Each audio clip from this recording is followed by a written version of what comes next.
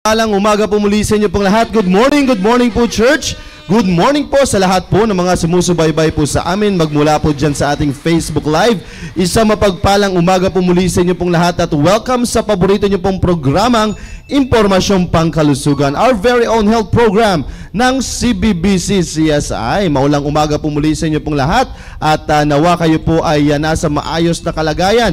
Lahat po ng mga viewers po natin dyan all over the world ay we are praying na maging safe po tayo sa lahat po ng bagyo na dumarating po sa atin, no? So again, good morning din po sa ating mahal na pastor, Pastor Hill Laurena. Good morning po sa inyo po, sir. And also sa mga mission churches and mission pastors po natin. Good morning po sa inyo pong lahat. Alright? So hindi ko napapatagalin pa at i-welcome ko na po ang aking pinakamagandang host for this morning. Walang iba kundi si Doc Julie Castro. Yan. Good morning po. Good morning. Maulan na umaga. Yes. Magdamag. Anyway, kasama po yan. Kasama sa buhay yan. And medyo nalulungkot lang ako dahil may mga kapatid ako, may mga ano tawag dito, kamag-anak na nagsilikas dahil nga hanggang leeg ang kanilang tubig na abot na yung bahay nila. Ang ano ko lang ay doon sa mga hindi nabaha ay ingat din kayo kasi hindi pa natin alam dahil tuloy-tuloy pa rin po ang pag-ulan at sabi nga may mga darating pang low pressure.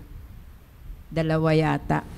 Anyway, maraming salamat at nandito na naman kami sa week starter show ng ating programa. At natutuwa ako dahil kahit na bumabagyo, ay umuulan, yes, ay patuloy pa rin tayo magbabatian.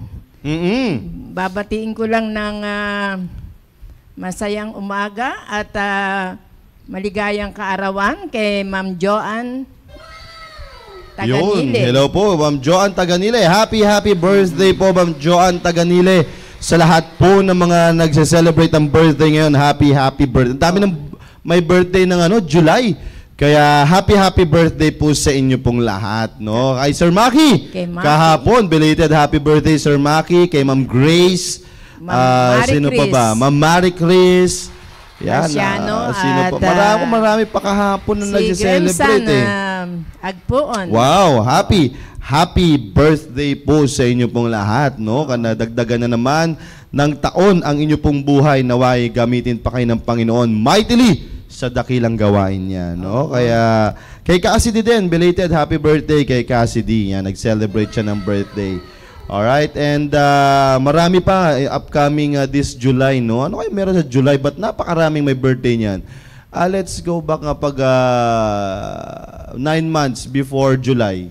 Hindi, kasi nagkasama-sama lang tayo. Oo. Pero actually, lahat yan maraming ganyan. Yes. Lahat ng buwan meron, marami. Kasi nga, minuto may nanganganak. Tama. Oo. It so happen lang na dito sa ating simbahan ay nagkatagpo-tagpo ang mga July celebrants. Celebrators. Kaya happy birthday po sa inyo pong lahat, ha? At enjoy your day. Ikaw Salamat. ba tapos ka na? Hindi pa. September ako.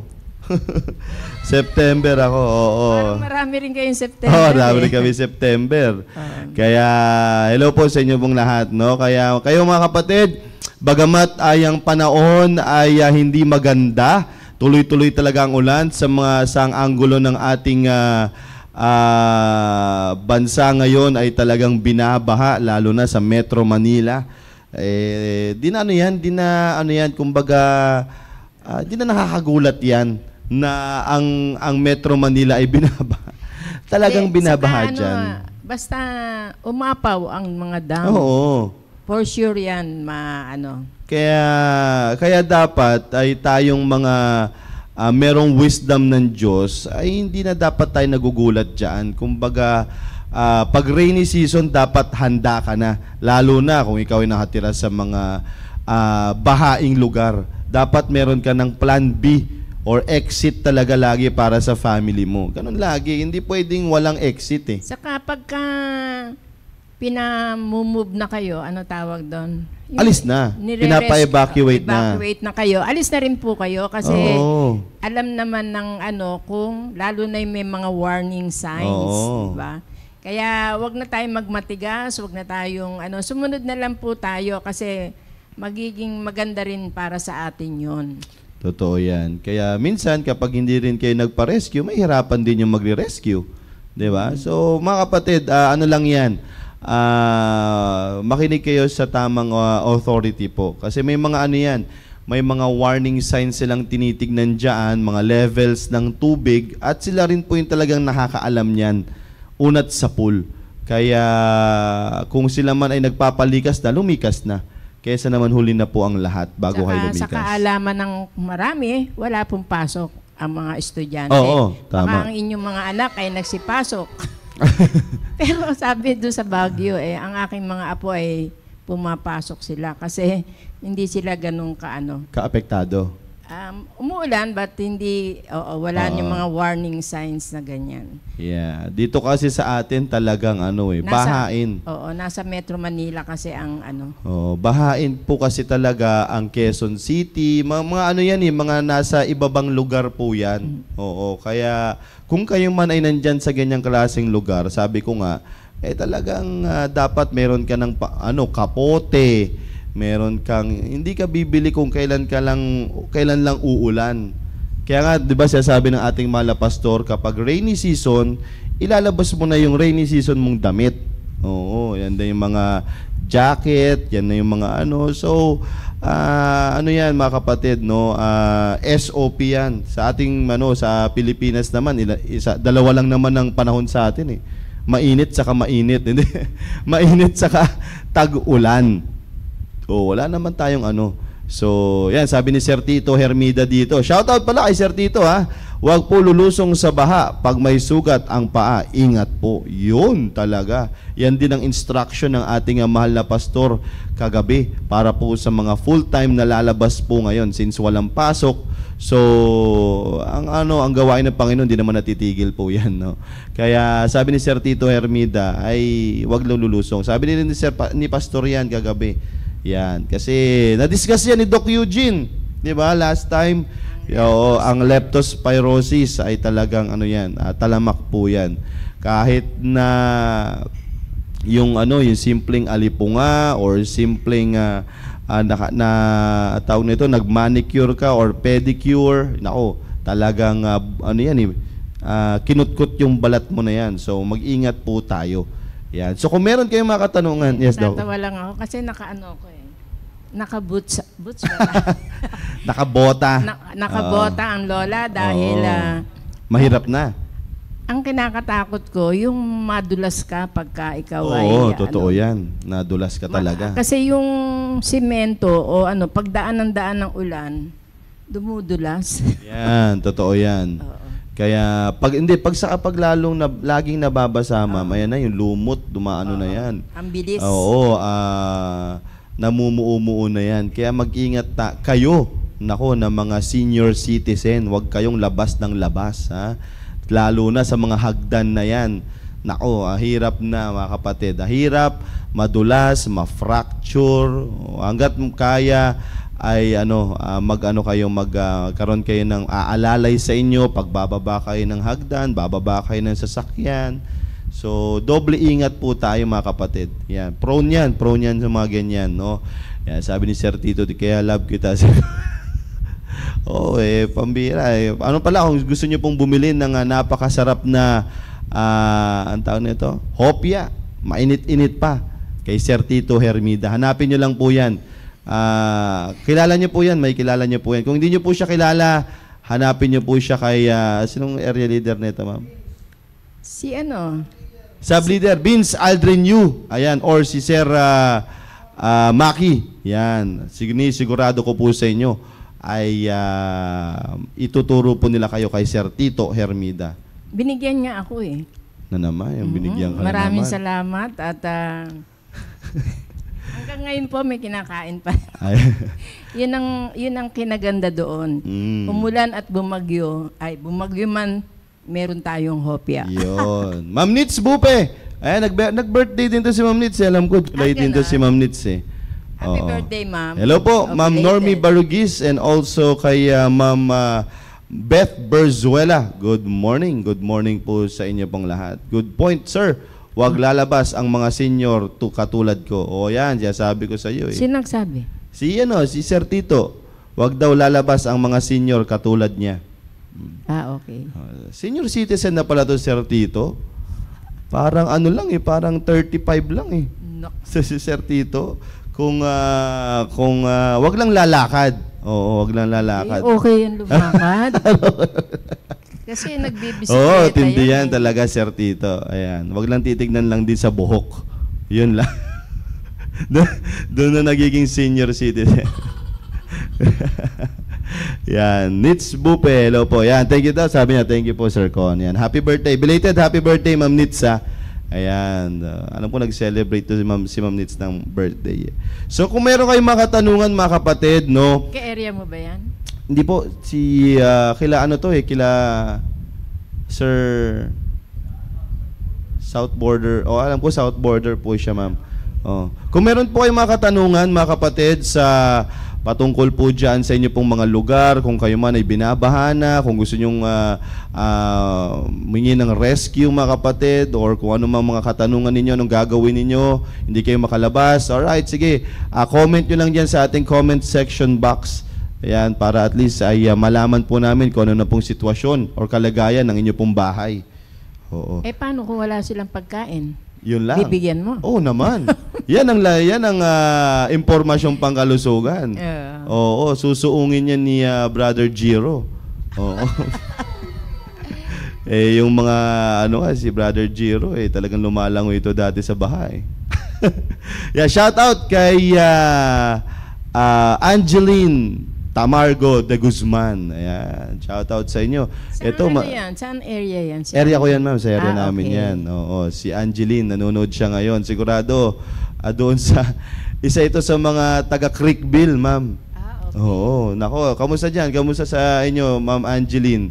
Ay baha ba dyan? Or inabot na ba yung bahay niya? Pero kagandahan kila Angeline, mataas yung bahay nila.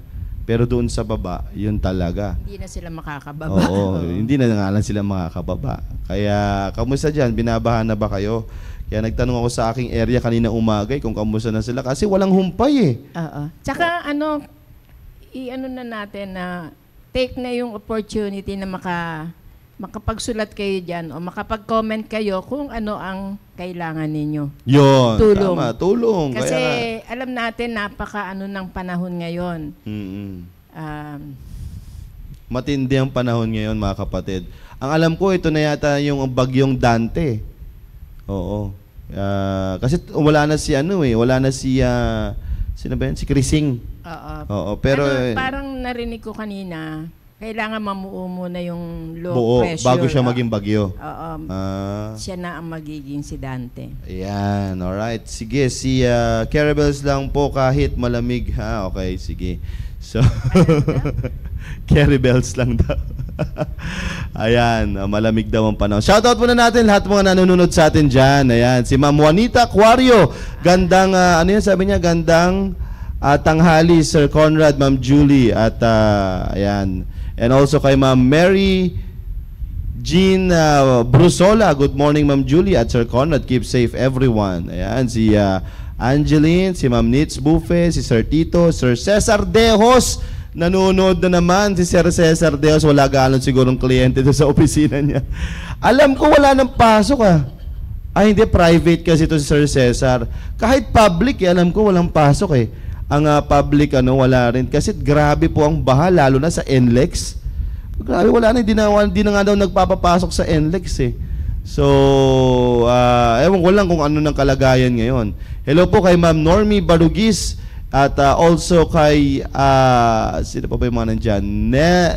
Ma'am Nelia Villanueva. Ayan. And also kay Sir Brian Manukay. Hello po. Ha? Paseco, hello po, shoutout sa mga taga Paseco. Ha? Paseco, Tondo. Baseco. Baseco. Baseco, Tondo, Manila. Uy, bahain din dyan sa Tondo. Oo, sinisigurado ko dyan. Walang ano dyan. Oo, yeah. Sabi ni Sir Cesar dito, sa loob ng bahay, binabaha din sa dami ng tulo. Ay, matindi talaga. Yan, si Ma'am Joy Deox. Yan, si Ma'am Joy Deocampo ba to, no? Oo, hello po. At good morning. Good morning po, ma'am. And also kay Ma'am kay Sir Emil Balecuatro. Good morning. At kay Vince Aldrin Yu, aka Bobby. Ayan, hello po. Kay Jeffrey Onsat na naman, ma'am, nanonood pa rin talaga. At si Ma'am Jessica Mendoza at si Ma'am Gretchen Bouncit. Hello po. Ayan, and also kay Ma'am no? Yes, opo. Okay. Si Ma'am Joy Estolonio at kay Ma'am Joy Alvarez. Good morning. Good morning po sa inyo. Ma'am Raquel Taha, Sir Danilo Puno. Ayan, hello po. Good morning sa inyo pong lahat. Ma'am Liza Pisco, good morning. Ayan. Sabi ni Sir Tito Hermida, wala ako pasok, Sir Con. Wala rin income. Yan talaga. Oo, may mga ganun kasing trabaho eh. No work, no pay. Oo, ganun talaga, Sir Tito. Pero syempre, mas maganda nang walang pasok kaysa mapahamak ka pa, Sir Tito. Yun naman ang magkagandahan yan. Eh, kaysa pag pumasok ka, pinilit mo. Eh, wala talaga. Tsaka yung mabasa ka, kasi hanggang leeg. Oo. Kahit Akalain mo yun. hanggang Susuungin mo pa ba yun, Oo. Sir Tito? Pumasok ka nga, may leptospirosis ka naman. Eh, wag na. Okay na yung nasa bahay ka naman, although walang income, walang pasok, at least safe, walang nangyayaring Padalan kaya natin ng relief goods. Hindi. Ano? Kopya, oo. Pastor Louie. Good morning po, Pastor Louie de la Cruz. Kamusta po dyan, Pastor Louie? Ayan, sa Tarlac at kasama rin yan sa Bagyo. Hanggang Cagayan, hanggang... Hello po sa inyo po, Pastor Louie. Kamusta po kayo dyan at mga ilang kapatiran natin dyan? Kailangan din kaya ng tulong yan? Yan, oo. Pakisabi lang nyo pag gusto nyo ng tulong. Nandito po si Conrad. Ay, sabi ni Ma'am Beth Berzuela, sa biyaya po ng Panginoon, Sir, okay lang po kami. Kagabi po, baha. Ayun ang kagandahan ng ulan ngayon eh. Uulan, tapos mamaya-maya titigil. So mamaya uulan na naman. parang roller coaster yung mamaya nasa taas, bababa na naman. So kaya nga hindi rin bumababa yung mga tubig eh. Oo, pero yan ang tulad ngayon, medyo mahina-hina. Mamaya-maya lalakas na naman yan. Kumbaga pinapaapaw niya lang muna tapos sabi niya, maglaba ka na lang po muna, Sir Tito. Well, anyway, so yan ang gagawin niyo po, mga kapatid. Again, let's all be safe for this rainy Hindi season. naman niya masasampay. Yun lang, oo. Kung walang dryer. Oo. Kaya, mga kapatid, at bagamat wala po ang ating tagapagsalita, si Doc Lani, supposedly, siguro baka... Kasi binabaha din doon sa kanila, ma'am eh. Oo, lalo na doon, mabahain doon sa buting. Oo, pero sa biyaya ng Panginoon, tayo po muna ang naitalaga na mag-discuss po ngayong araw po na ito. Maganda po yung pag-uusapan po natin para maiwasan din po natin itong mga ganitong klaseng karamdaman during the rainy season. Sabi po ni Pastor Louie, tuloy-tuloy po ang malakas na ulan. Yeah. Same din po dito, sir. Parehas na parehas po tayo, lalo na sa gabi. Sa gabi talagang rumaragasa yung ulan eh. Oo. Saka umuugong pa. Oo. May sound. May hangin po pag sa gabi. Pag sa umaga or gentong oras, wala namang po gaano. Medyo paambon-ambon. Pero ngayon po talaga ay paggabi or pahapon na, ayan na, rumaragasa na po siya. Alright? So, God's grace po, okay naman po. Kakauwi lang from Bible study. Praise the Lord, Pastor Louie. Alright? Akalain nyo po, no? Umulan, bumagyo, ay talagang nandyan pa rin ang mga Bible studies po natin. Yan ang instruction din ng ating mga pastor. Pero pag sabi niya, pag bahana, huwag niyo na suungin. Oo, ano lang kayo, steady lang. Kaysa mag-risk pa tayo. Anyway, tatalakayin din naman po natin yan mamaya. Alright?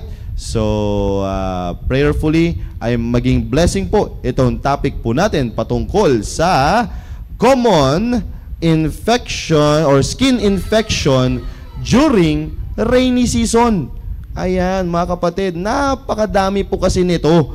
Lalong-lalo na kapag ang mga labahin po natin ay hindi natutuyo ng maayos. Ayan. So, nagkakaroon po tayo ng mga common skin infection during rainy season. Baka kasi akala ninyo, simpleng kati-kati lang po yan.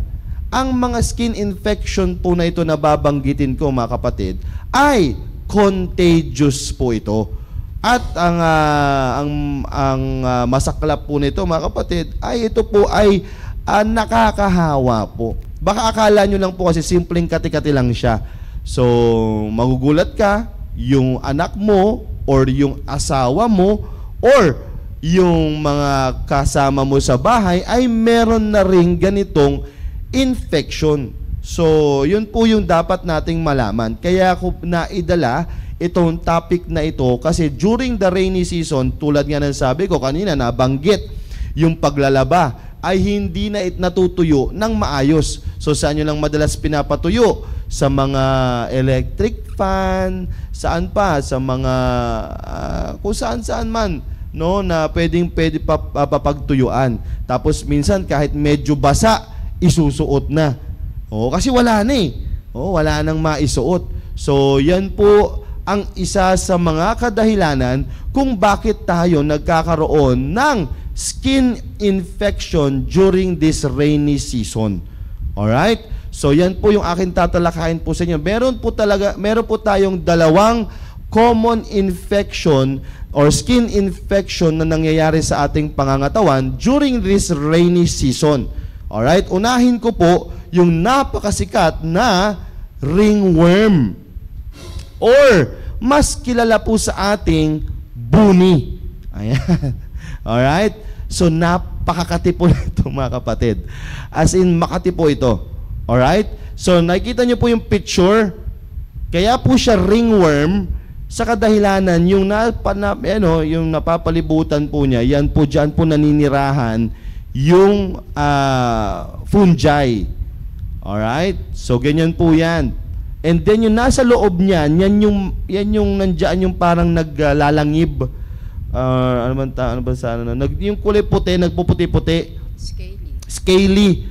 Oo, yan. Anyway, may mga litrato po tayo diyan na pwede nating maipakita. Or mamaya, baka pwede na tulungan tayo ni Brother John. Diba, kung saang parts ng katawan yan madalas? Opo. Madalas po yan sa mga singit, ayan, hita, or sa mga kamay. Oo. So anyway, tatalakayin po natin yan. Okay? So ringworm, alright, ringworm of the body is related to athlete's foot or tinea pedis or mas kilala nating alipunga. Okay? So, and ringworm of the scalp, yung sasabi nga natin, meron din yan dito sa ulo, ma'am. Okay? Meron din yan sa ulo. Kaya minsan mapapansin po ninyo, parang may poknat kayo. Yan, mas kilalang poknat, pabilog, tapos makati. So, ang ano po niyan ay ringworm po yan, tiyatawag. Ringworm often spreads by, ito na, nakikita nyo, by direct skin-to-skin contact, alright, with an infected person or, take note of this word, mga kapatid, animal. Kaya nga, sabi ko sa inyo, yung mga may hilig sa mga animals din po dyan, na hinahag ninyo, na may nakita na kayo na parang medyo nangangati-ngati na rin yung aso po ninyo, so pwede silang magkaroon ng ganitong klaseng karamdaman, yung ringworm po na yan. Lalo na, sabi ko nga po sa inyo, ay tag-ulan po ngayon. Okay? So, mild ringworm often responds to antifungal medication. Yan ang kagandahan po niyan. Meron po tayong pangontra po. So, i-apply nyo lamang po yan sa mga po ninyo, sa mga balat po ninyo. Pero for more severe infections, you may need to take antifungal pills for several weeks. Alright? Kasi nga po, itong ringworm na ito ay fungal or fungus. Sir, bakit common ito pag tag-ulan or rainy season? Ang mga fungal or fungi, mga kapatid, ay gustong-gusto nila yung yung mamasa-masa or moist. Yan. Yung nagmo-moist po, gustong-gusto po nila yan. Kaya nga, 'di ba, mga kapatid, yung hindi naman po sa wag na natin pangalanan yung sapatos na yung sapatos na plastic. Yan, or yung goma. Ayan, salamat Sir John, no? So yung goma na sapatos, we are strongly discouraging na isuot nyo po yan ng pangmatagalan. Alright? Maganda, okay naman po yan. Like for example, tag-ulan, pumunta po kayo dyan. Walang problema po yan. Pero yung susutin nyo siya for the whole day na talagang siya po ang gamit po ninyo, doon po nagkakaroon ng fungal infection. Alright? Bakit? Kasi nang papawis. Alright? Tag nagpawis po dyan sa inyo pong kasi walang exit po yun eh. Walang exit po yung yung sapatos na yon. Kumbaga plastic po yun. Wala pong hangin na pumapasok doon sa sapatos po na yon. Walang ventilation. Walang ventilation. Kaya ang talagang mangyayari niyan, kahit sabihin mo na hindi pawisin yung paa mo, pagpapawisan yun, sinisigurado ko. Ikaw nga lang na, imagine mo, ikulubin ka sa isang lugar. Di ba? Pagpapawisan ka talaga ng walang hangin. Kahit hindi sabihin mo, hindi naman pawisin yung paa ko, sir. Siyempre, nag-exert ka ng effort, naglalakad ka, pumupunta ka sa ganitong lugar. So, magpapawisan ka rin po talaga. So, kaya nga, dinidiscourage po talaga yan. No? Kasi, isa po yan sa main reason kung bakit nagkakaroon ng fungal infection. Alright? Yung alin? Ito may sinasabi si Sir Tito. Katulad po ba ng bota, Sir Con? Yes, sir. Yes po, Sir Tito. Katulad po ng bota. Kahit yung yung sapatos, yung pinang-church na goma, Sir Tito, yun. Yun po kasi yung nangyayari po, Sir Tito. So, lalo na, ito po yan. Ito po kasi kadalasan ng nangyayari. Pag sinuot, hindi na po nahuhugasan. Diba? Yun po yung nangyayari po yan. Hindi na natin na nahuhugasan yung loob. O kasi anong sabihin mo? Kasi ayoko mo basa, gagamitin mo pa ulit mamaya. So, ganun po yun, mga kapatid, no? Tapos magsusuot ka ng bagong medyas. Yung loob noon, mga kapatid, punong-puno na rin ng fungal or fungi yung yung loob noon. So mapapasa doon sa medyas mo. So ganun po 'yun. Ganun po yung pwedeng mangyari kung bakit tayo nagkakaroon ng ganyang mga karamdaman na 'yan. Salicylic acid, Sir Con, advisable po bang panggamot 'yan sa buni? Opo, pwede po 'yun, sir. Opo, wala pong problema po dyan. Alright, sige po, mamaya matatalakay po natin yan. Alright, sige po, tuloy po tayo. Ano po simptomas nito? A scaly ring-shaped area, typically on the buttocks, trunks, arms, and legs. So, yan na po. Itchiness. Ay, ano po talaga to? Makati. Hindi mo siya pwedeng hindi kamutin. Kakamutin at kakamutin mo talaga ito. Oo. Kaya talaga siya, yung matindi po talaga. Kaya nga minsan, pag kinamot mo pa to, magdudugo pa to eh. Akalain mo yung nagdudugo na kinakamot mo pa rin sa sobrang kati po niya. Alright? A clear or scaly area inside the ring, perhaps with a scattering of bumps whose color ranges from red on white skin to reddish, purplish, brown, or gray, or black, and brown skin. Alright? Slightly raised, expanding rings around flat, patchy, or itchy skin overlapping rings. So, meron dyan, baka may nakita si Sir John para ipakita niya kung ano po talaga ang itsura ng ang tawag nito, merong may ringworm. Ayan. So, mamaya, ipapakita yan ni Brother John mamaya para po sa atin. Okay? So, causes. Ayan na nga. Human to human. Ringworm often spreads by direct skin, yung nabanggit ko nga kanina, animal to human. So you can contract ringworm by touching an animal with ringworm and spread while petting or grooming dogs or cats. So pwede po yan. Alright? Pwede nyo pong makuha po yan. So, another thing po natin, objects to human, it's possible for ringworm to spread by contact with objects or surfaces that an infected person or animal has recently touched or rubbed against, such as clothing, towels, beddings, and linens, combs, and brushes. Kaya nga, mapapansin po ninyo mga kapatid, pag ang isang tao may ganun, may ringworm, etong pinakamatindi, hindi nyo namamalayan. Kaya nga dapat yung mga naggugupit, alright, pwede nyo pong mahawaan yung next na magugupitan po ninyo. Okay? Kapag kaya nga yung sa mga barbershop, minsan diyan tayo nakakakuha ng mga barber's itch. Yeah, barber's itch, ma'am. Yan po 'yon. So, kasi ang dami nang gumamit po noon, lalo na kung panghuli ka pa. O, sa gabi ka pa nagpagupit. O, sana kung umaga. Ang mahirap din ito, kung sa umaga nga, pero hindi naman nahugasan, nung barbero, nakatigil lang doon, hindi naman niya ni-sprayan ng alcohol or ano man. So, ano po yan? Kasi, ang yun nga po sinasabi ko lahat kasi pwedeng gumamit. So, lalo na, kunyari, meron ngang ganun, meron siyang ringworm sa kanyang ulo. Alright? At, ginamit din yung razor. Razor, ginaganon yun O, razor, ginaganon-ganon. O, tapos, yung suklay. Ginamit din sa'yo. Sabi nga dito, object to human. O, at doon naman sa mga salon, yung towel na hindi naman gaanong nalabahan ng maayos, tinawel din sa'yo.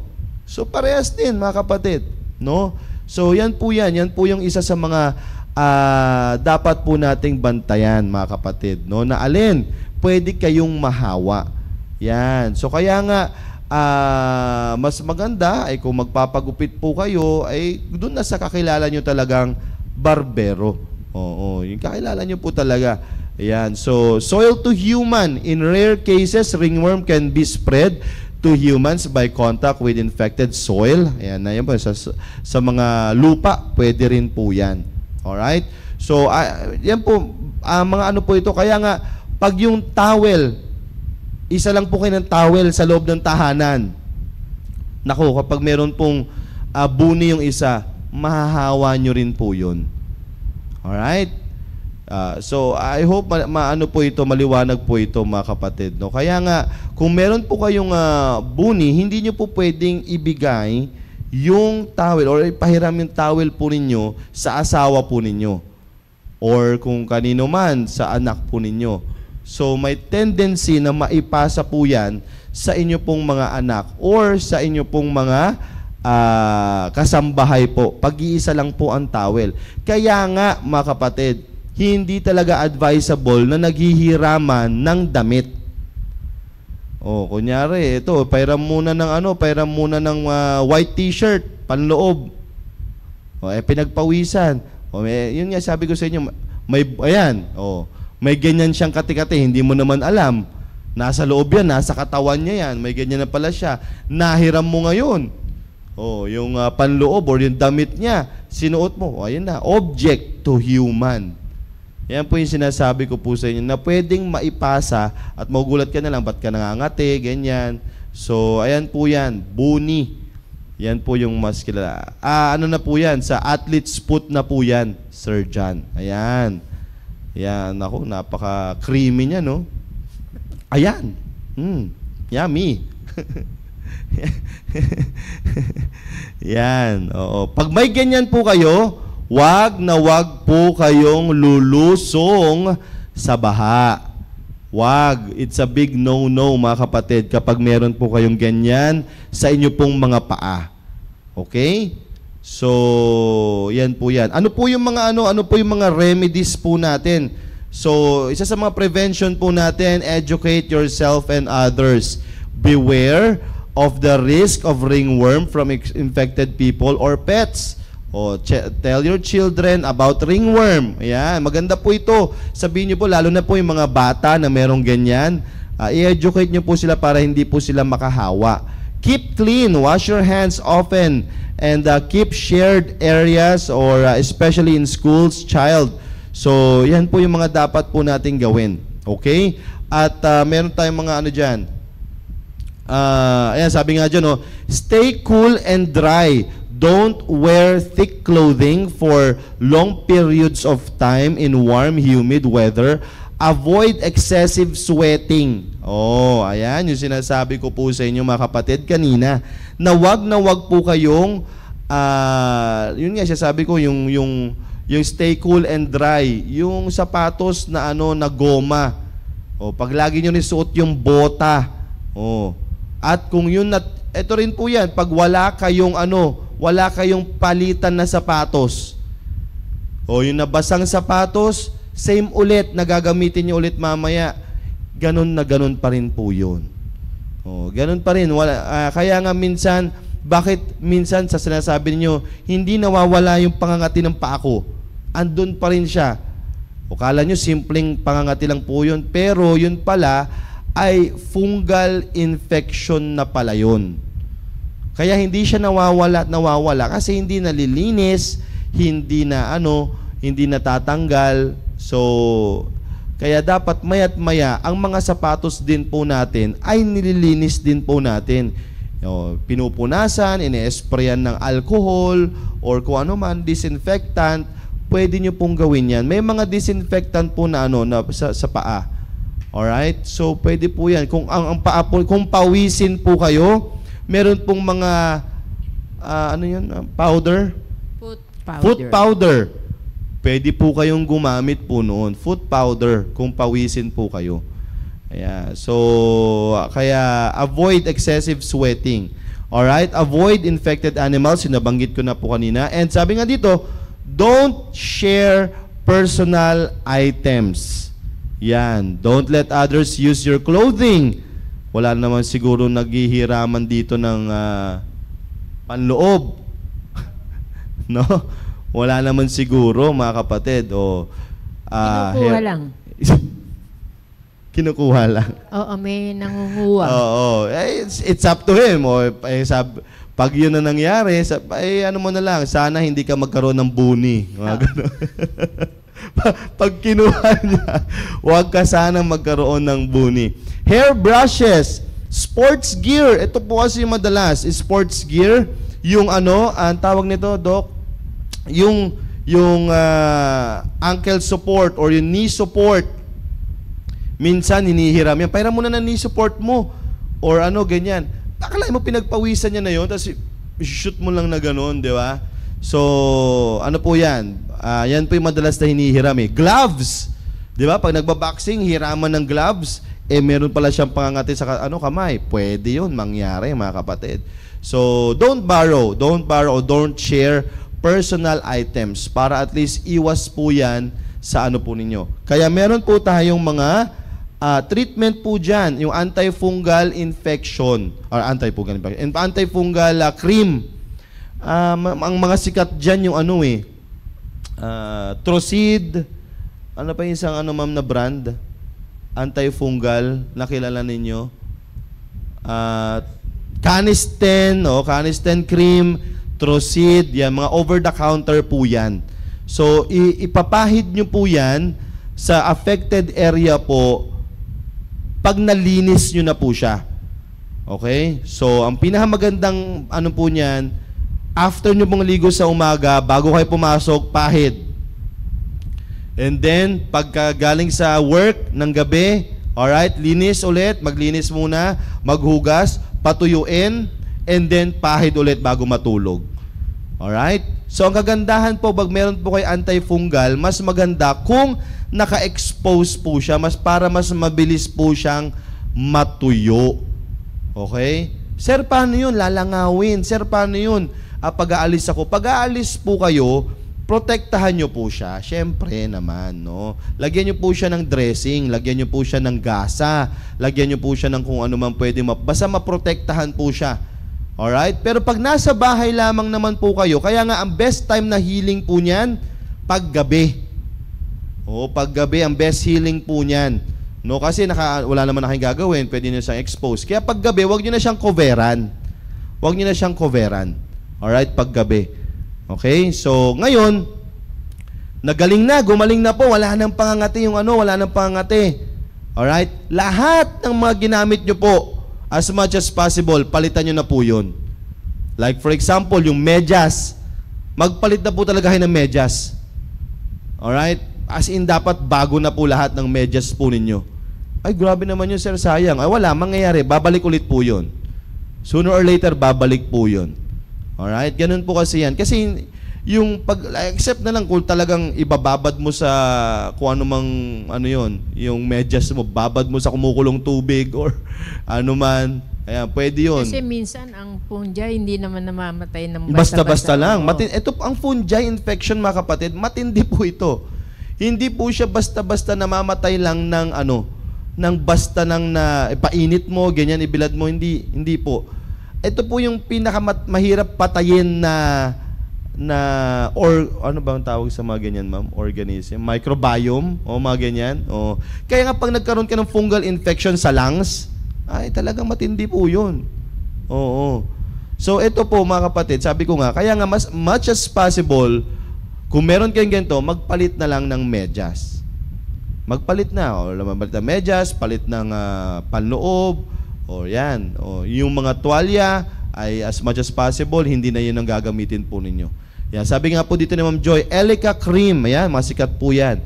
Elica, Troseed, ayan, may kita nyo po yung mga yung mga itsura po ng mga buni o ng ringworm, ganyan po yan. Baka akala nyo, simpleng pangangati lang po yan. No, hindi po. Ano na po yan? Ringworm na po siya. Okay? Ringworm na po yan. So, pwede pong pwede na po kayo makahawa ng ganyan. Kung may ganyan kayo. So, how about kung sprayhan ng alcohol ang loob ng sapatos, Sir Con? Mamamatay pa po ba ang mga fungi? Possible, sir.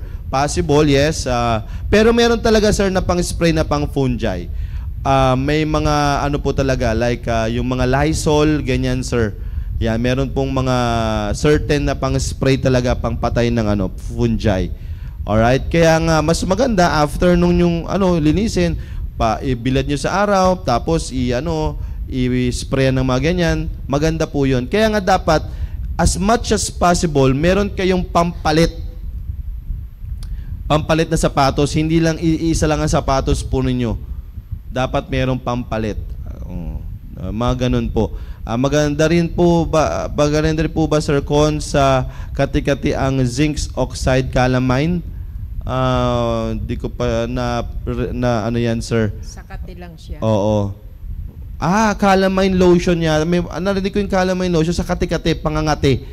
Yan, sir. Opo. Oo. So, meron naman po tayong mga natural remedies po. Like for example, coconut oil. Ayan, meron po siyang antifungal properties. Yan. So, can also moisturize the skin, aiding in healing. Apply it to the infected area or affected area several times a day. Coconut oil, may antifungal properties po yan. Alright? Another thing is yung aloe vera. Ayan. Meron din po siyang antiseptic, antifungal properties, may help soothe itching and discomfort. Aloe vera gel 3 times a day. Yun. Actually, kung meron kayong aloe vera mismo, ma'am, di ba? Putulin mo lang yun, tapos yun na yun. Ganon-ganon mo na doon sa balat. Alright? Apple cider vinegar, medyo mahapdi nga lang po ito, mga kapatid. Apple cider vinegar.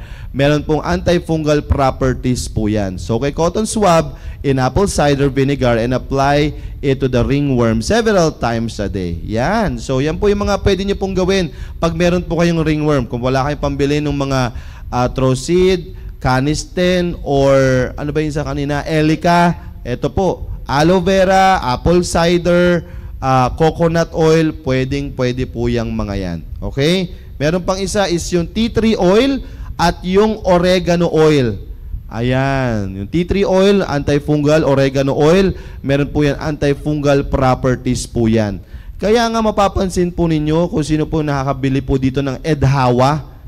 O, di ba ma'am? O, yung Edhawa na oil dito sa ating simbahan, pag pinahiran nyo po yung mga kati-kati po ninyo, ay talagang hindi po siya agad-agad na, or hindi na po siya nangangati. Pampabawas po ng kati-kati po yan, yung Edhawa oil. Bili lamang po kayo sa ating 1611.